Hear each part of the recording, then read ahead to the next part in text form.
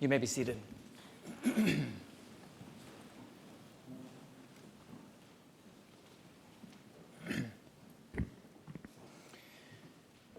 My friend David Slade is a lawyer in Little Rock now, so he wears long-sleeved shirts to work. Presumably, this means fewer people see that he has the word obey tattooed onto one bicep. When I met him, he was the lead singer and guitarist of one of my nominees for Best Rock and Roll Band You've Never Heard of, the American Princes. Now, I'm no connoisseur of body art, but something about having that particular word peeking out from beneath David's signature black T-shirt when the Princes played the Rev Room or Vinos struck me as wonderfully odd. Odd enough, at least, to still remember it after all these years. Rock and roll has had a long association with disobedience, right?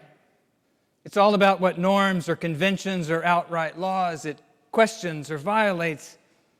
But that culture of disobedience is old enough for its own norms and traditions and rules to have arisen, demand obedience, and then be broken by the next rebellious generation over and over and over again.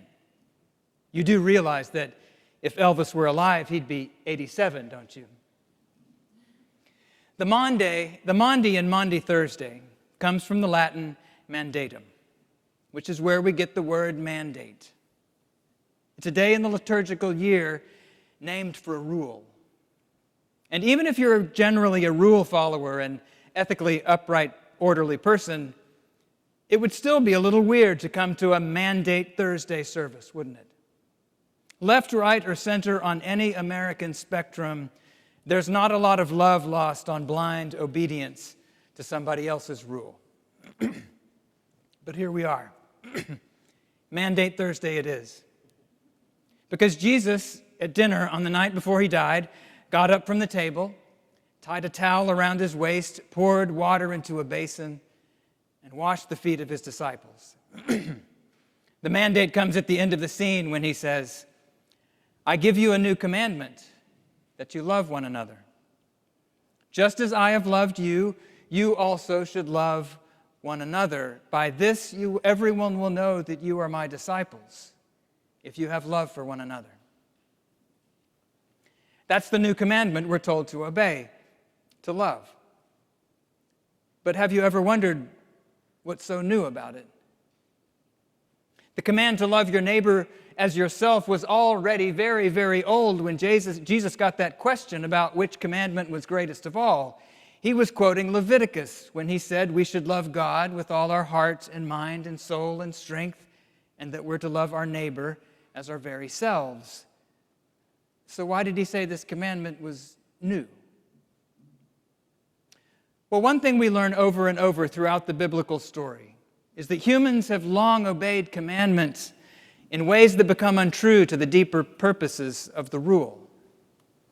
How many times did Jesus show us, whether directly or by a metaphor like a whitewashed tomb, or in a story about a rich young man who's kept all the commandments since birth but somehow still lacks something? How many times and in how many ways did Jesus show us rule-keeping gone bad and challenge us to go deeper and ask whether the rules we're obeying are really doing the work on our hearts and in our worlds they were made to do? Here's a more recent example. It's only 4 or 5 centuries old.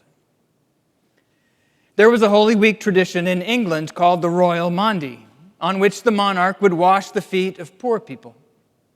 Records show that in 1556, Queen Mary washed the feet of 41 poor women, one for each year she'd been alive. She gave them each 41 pence, as well as a little food and clothing, giving her very own gown to the woman thought to be poorest of them all. The giving of the gown then became part of the tradition, until a few years later, when Elizabeth was queen and thought things had gotten a little out of hand as women scrambled to get a piece of the royal cloth. So instead of 41 pence, Elizabeth gave a full pound to each woman in a little red purse and kept her gown. Now, I don't know about you, but I've got a hunch that if Jesus were in the crowd as the monarch, having just made her Maundy, was helped back into a fancy carriage by her entourage and headed back to the palace for dinner served on her best bone china and silver, he might not have said, "Yes, that's exactly what I had in mind when I washed the feet of my disciples the night before I died." Of course, we shouldn't be too sure of this. God does have a way of breaking through to us in the most unexpected ways and places, but at least on their surface, the humble and humbling act of washing the feet of another person seemed to have lost its loving content in the form obedience had taken. It seemed to be less about the material needs of the poor and more about one monarch's need for a public display of Christian virtue. But this might still be a window into why the commandment to love is always new. Mimicry is never enough. Love today will never look quite like what love looked yesterday, because the form love takes is always determined, at least in part, by the beloved. Love is not love if it's entirely on the lover's terms.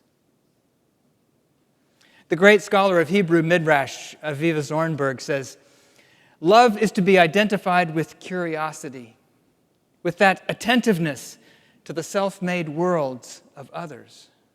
That rings true, doesn't it? Love is a kind of curiosity. It's an attentiveness to somebody else's world, a world that she, like all of us, is always in the process of making and remaking. So maybe this is why, while the command to love is very old, what love demands is always new. I can't know what love requires here and now until I've paid attention to you. And if you, the object of my loving, are not fixed and unchanging, Christian love can't be either. Which must be why sometimes love looks like turning over the money changers' tables, and sometimes it's writing in the dust with your finger in front of an angry mob. Sometimes love is a word that's withheld, and sometimes love is speaking what no one else seems willing to say. Sometimes love is setting another person free. Sometimes love is holding on just a little bit longer until they're safe. Sometimes love looks like grief. Sometimes it looks like laughter. Sometimes love looks like both at the very same time. And sometimes love looks like an unjust execution, with forgiveness being extended even to love's executioners. And sometimes love looks like an impossibly empty tomb at daybreak. And so the challenge remains.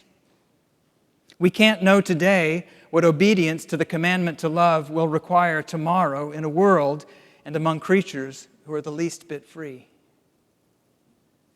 But fortunately, Jesus wasn't showing us what love looks like once and for all at that supper with his friends the night before he died. He was violating rules, spoken and unspoken ones, in ways that would make a punk rocker proud when he knelt down, tied a towel around his waist, washed his disciples' feet, and then commanded them to love each other like he loved the world. The strangeness of the act is what unsettled them. And it still has the power to unsettle our lives, but not in mimicry or blind obedience. Jesus' enactments of love will unsettle only if they make us curious, only if they awaken our attention. Because while the command to love is old, the demands of love will always be as new as the moment at hand and the person in front of you. It may even be that love is not an action so much it is the curious attention itself. And obedience may be nothing more, but nothing less than whatever happens next after that kind of attention to the world has been paid.